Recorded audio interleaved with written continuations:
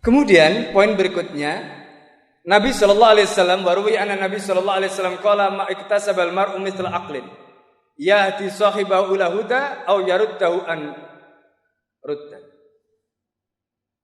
Kata Nabi sallallahu alaihi wasallam, tidak ada sesuatu yang diperoleh oleh manusia sebagaimana manusia itu mendapatkan akal. Saking berharganya akal itu. Kenapa? Yahdi sahibahu ila huda, karena akal itu bisa membimbing orang yang punya akal itu mendapatkan petunjuk. Jadi kalau orang itu menggunakan akalnya dengan benar, maka orang itu akan mendapatkan petunjuk. Au yaruddahu an ruddan, atau kalau ada perkara yang hina, maka akal itu akan bisa menangkal orang tadi dengan akalnya. Akhirnya dia tidak sampai terperosok dalam kehinaan. Jadi kalau orang itu hidup di dalam kemuliaan, itu berarti ciri-ciri akalnya memang selamat. Ketika orang itu hidup dalam kehinaan, itu juga menjadi ciri berarti akalnya tidak selamat. Ini gambaran dari hadis Rasulullah SAW tadi. Warwaya anin Nabi SAW, dan diberikan dari Nabi SAW, inna likulli syai'in ti'amatan wa ti'amatu amalil mar'i aqluhu fa biqadri aqlihi takunu ibadatul rabbih. Ama sami'tum ikhbarullah ta'ala an qaulil fajiri law kunna nasma'u wa naqilu ma kunna fi ashabis sa'ir. Nabi sallallahu alaihi wasallam menyatakan inna likulli syai'in di'amatan. Segala sesuatu itu memiliki penyangga. Wa di'amatu amalil mar'i aqluhu, dan penyangga amal seseorang itu adalah akalnya. Wa biqadri aqlihi takunu ibadatul rabbi. Berdasarkan kadar akalnya itu, maka orang itu akan menyembah Tuhannya. Tadi saya sudah cerita di pertemuan sebelum ini. Jadi orang itu ketika kesadarannya naik, maka kedekatan dia dengan Allah juga luar biasa. Apa yang membuat orang itu begitu luar biasa? Saya ingin cerita tentang kehidupan para sahabatnya. Bapak Ibu dan saudara sekalian yang dimuliakan Allah, Anda tahu sahabat Nabi itu 23 tahun berjuang bersama Rasulullah. Di Mekah 13 tahun, di Madinah 10 tahun. Dakwah selama 13 tahun. Jihad di Madinah itu sama dengan Nabi selama 10 tahun itu kurang lebih 79 kali perang. Berarti apa? Setiap tahun rata-rata 7 sampai 8 kali perang. Itu para sahabat Nabi. Terus yang dipimpin oleh Nabi SAW sendiri itu sebanyak 27 kali. Coba bayangkan, mereka, sebut saja satu contoh orang yang paling kaya, Abdurrahman bin Auf. Sudah dakwanya 23 tahun, jihadnya bersama Nabi, semua peperangan diikuti. Abdurrahman bin Auf itu infaknya saja 40.000 dinar. 40.000 dinar itu kalau kita kuruskan kira-kira 450 miliar. Infaknya Abdurrahman bin Auf. Itu belum Abdurrahman bin Auf membebaskan budak sebanyak 30.000 budak. Kalau satu budak itu 1.000 dinar, berarti 30.000 dinar. 30.000 dinar kurang lebih sekitar 350 miliar untuk membebaskan budak. Tidak sampai di situ. Ketika Rasulullah wafat, siapa yang menghidupi istri-istri Nabi yang 9 orang itu? Abdurrahman bin Auf. Ya. Setiap tahun dihajikan, Abdurrahman bin Auf yang membiayai hidupnya. Nah, yang menarik, ketika Abdurrahman bin Auf itu membawa kafilah dagangnya, ada 700 unta atau kuda dari wilayah Syam. Ketika itu kafilah itu membuat deru-debu di Madinah itu begitu luar biasa. Aisyah kemudian bertanya, apa ini? Suara apa ini? Kata para sahabat, kafil Abdurrahman bin Auf. Kemudian apa kata Aisyah? Laqad shadaqa Rasulullah itqala, sungguh benar kata Nabi ketika Nabi mengatakan sayadkhulu Abdurrahman bin Auf al-jannata, bahwa Abdurrahman bin Auf akan masuk surga dengan merangkak. Coba. Dakwah 23 tahun, jihad 79 kali, infaknya lebih dari 450 miliar, membebaskan budak 300 sekian miliar, masih masuk surga dengan merangkak. Apa enggak nangis Abdurrahman? Ya. Kalau kita bandingkan dengan kita ini kira-kira, Abdurrahman bin Auf kayak begitu. Ya. Coba bayangkan ibu-ibu dan bapak sekalian yang dimuliakan oleh Allah. Karena mereka sadar bahwa untuk mendapatkan satu tiket di surga itu susah. Meskipun mereka sudah dakwah, meskipun mereka sudah jihad, mereka sudah infak yang begitu luar biasa tadi, maka ibadah mereka juga luar biasa. Ibadah mereka juga luar biasa. Jadi Abdurrahman bin Auf itu termasuk sahabat-sahabat yang lain, mereka itu kalau ibadah mereka selalu menangis. Takut amalnya itu masih kurang, takut amalnya belum bisa mengantarkan mereka untuk mendapatkan jannah di sisi Allah SWT. Coba bayangkan. Pertanyaannya, kenapa mereka bisa begitu? Karena nalar mereka, karena mereka mikir. Karena mereka mikir. Ini yang disebutkan tadi, fa biqadri aqlihi takunu ibadatuhu li rabbih. Dengan kadar akal mereka, pemahaman mereka, maka disitulah kadar ibadah mereka kepada Allah. Jadi kalau sahabat itu, coba bayangkan Abu Bakar coba. Abu Bakar itu sampai malaikat Jibril geleng-geleng melihat Abu Bakar. Bagaimana tidak? Malaikat Jibril datang ketika itu Abu Bakar bersama Rasulullah sallallahu alaihi wasallam. Abu Bakar itu dalam kitab hadis sahabat disebutkan pakaiannya, masya Allah, kain dilipat dua, kemudian dipotong bagian kepalanya itu masukin. Enggak dijahit, enggak diikat. Malaikat Jibril heran melihat Abu Bakar, loh, madza hasala ma Abu Bakar? Madza fa'ala Abu Bakar? Apa yang dilakukan Abu Bakar? Apa yang terjadi pada Abu Bakar? Kata Nabi Muhammad menjawab pertanyaan Jibril, fa innahu qad anfaqa malahu hatta qabla hijrah. Abu Bakar itu sudah menginfakkan hartanya sampai sebelum hijrah. Kata Rasulullah sallallahu alaihi wasallam. Kemudian malaikat Jibril bertanya lagi kepada Rasulullah, ya Muhammad is'alhu. Ya Muhammad, tanya Abu Bakar.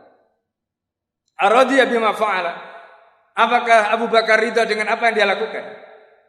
Kata Rasulullah. Kemudian Rasul bertanya. Kata malaikat Jibril. Kemudian Rasulullah bertanya kepada Abu Bakar As-Siddiq. Apa jawaban Abu Bakar As-Siddiq radhiyallahu? Ya Rasulullah, wa kaifa lanar? Lima yuhibbuhullah wa rasuluh. Bagaimana kami tidak ridha dengan apa yang dicintai oleh Allah dan Rasulnya? Nangis Abu Bakar. Kemudian apa kata malaikat Jibril? Ya Rasulullah, kalau begitu, balik salami wa salamillah, fa inna Allah qad bana lahu baitan fil jannah. Sampaikan salamku dan salamnya Allah. Allah sudah membuatkan rumah untuk Abu Bakar di surga. Ibu-ibu tahu enggak pengorbanannya Khadijah radhiyallahu anha? Masya Allah, luar biasa. Jadi Khadijah itu pengorbanan juga luar biasa. Sampai akhirnya Khadijah itu juga sama mendapatkan salam dari Allah dan salam dari malaikat Jibril, dan bahkan Khadijah itu dikirimikan kafan dari surga untuk ngurus jenazah Khadijah. Selain imamah yang dipakai oleh Rasulullah SAW pada saat menerima wahyu. Khadijah. Jadi mereka itu dengan kadar akal mereka menyembah Tuhan mereka. Begitu kata Al-Mawardi. Kenapa mereka bisa begitu dan kita tidak? Itu menunjukkan kadar akal kita. Jadi kalau kita bisa berpikir seperti mereka, maka saya yakin kita akan sanggup melakukan sebagaimana mereka lakukan. Karena mereka manusia, kita juga manusia. Ya kan? Abu Bakar itu Masya Allah, ketika infak, Abu Bakar itu semua hartanya diinfakkan. Ketika ditanya oleh Rasulullah, ya Abu Bakar, nanti apa yang akan kamu gunakan untuk menjamin keluargamu kalau semua hartamu kamu infakkan? Kata Abu Bakar As-Siddiq, ya Rasulullah, kafa billahi wa rasulihi Cukup Allah dan Rasulnya yang menjadi penjamin. Itu imannya Abu Bakar, imannya para sahabat. Itulah akal mereka, dan akal itulah yang membuat mereka bisa beribadah begitu luar biasa. Anda tahu tidak bagaimana Sayyidina Hasan? Sayyidina Hasan itu dari ujung kepala sampai pusar itu wajah itu kok fotokopi Nabi Muhammad SAW. Itu Sayyidina Hasan. Dari pusar sampai ke kaki itu fotokopinya ada pada Sayyidina Husain. Karena itu Sayyidina Hasan kalau pergi haji, Sayyidina Hasan itu jalan kaki dari Madinah ke Mekah selama 23 tahun jalan kaki. Dan tidak mau jalan kaki lewat jalan umum, jalan biasa. Kenapa? Karena begitu lewat jalan umum orang merangkul, mencium, memeluk dia. Karena apa? Persis Nabi Muhammad SAW. Fotokopinya Nabi Muhammad SAW.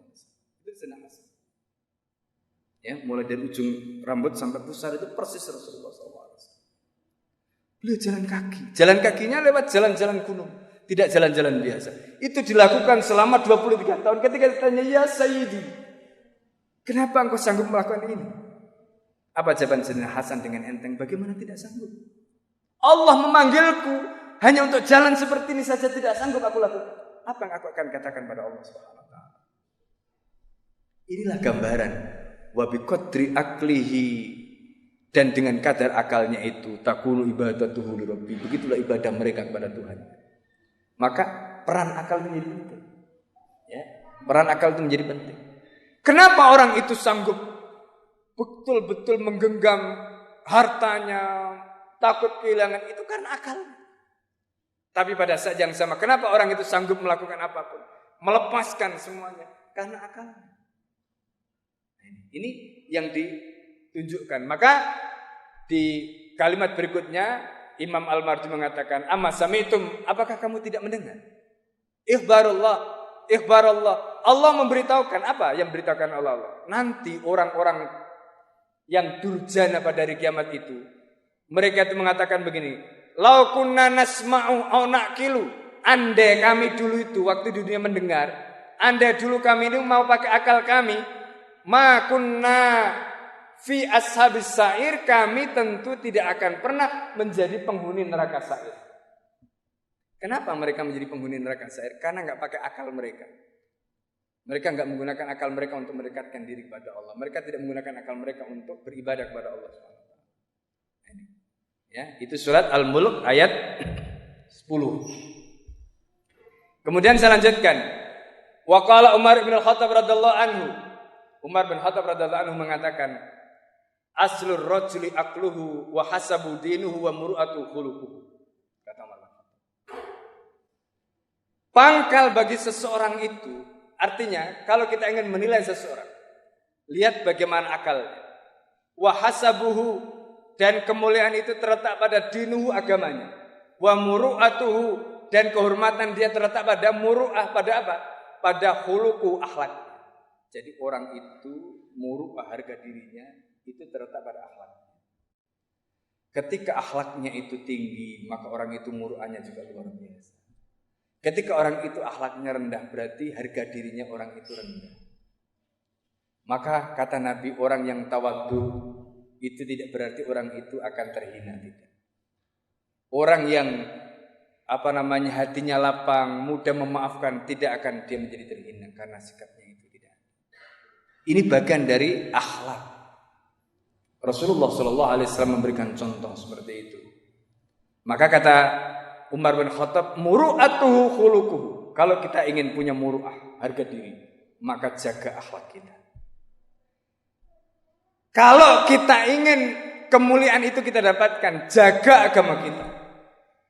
Kalau kita ingin agar kita ini mendapatkan kebaikan tadi, maka akal itu harus kita isi.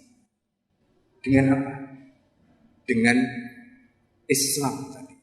Dan itulah yang nanti akan menjadi pangkal bagaimana akal kita kemudian kita gunakan untuk mengendalikan atau mengatur hidup kita. Al-Hasan Al-Basri mengatakan, ma'isdallahu ahadan aklan.